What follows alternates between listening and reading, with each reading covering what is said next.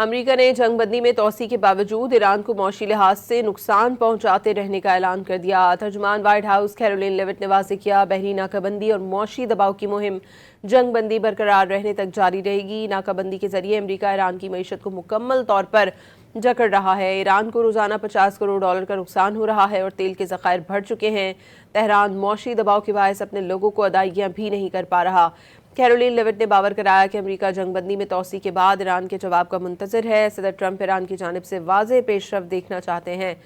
ترجمان white house نے جنگ بندی کے لیے 3 سے 5 دن کی ڈیڈ لائن سے متعلق خبریں مسترد کر دیں۔ انہوں نے کہا کہ صدر ٹرمپ نے ایران کے ساتھ سیز فائر کے لیے کوئی ڈیڈ لائن طے نہیں کی۔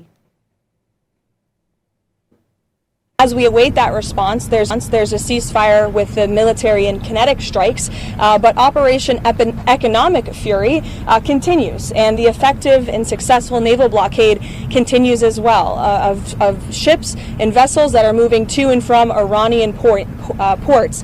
We are completely strangling their economy through this blockade. They're losing $500 million a day. The Karg Island is completely full. They can't move oil in and out. They can't even pay their own people as a result of this economic leverage that President Trump has inflicted over them. So he's satisfied with that as we await their response, and we will see. The president has not set a firm deadline to receive an Iranian proposal, unlike some of the reporting I've seen today. Ultimately, the timeline will be dictated by the Commander-in-Chief and the President of the United States.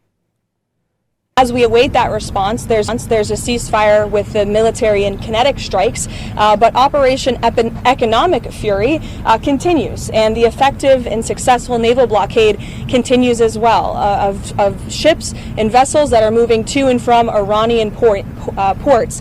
We are completely strangling their economy through this blockade. They're losing $500 million a day.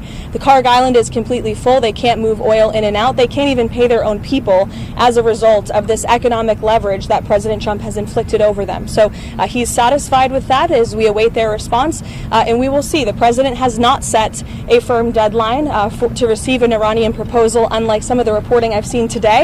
Ultimately, the timeline will be dictated by the Commander-in-Chief and the President of the United States.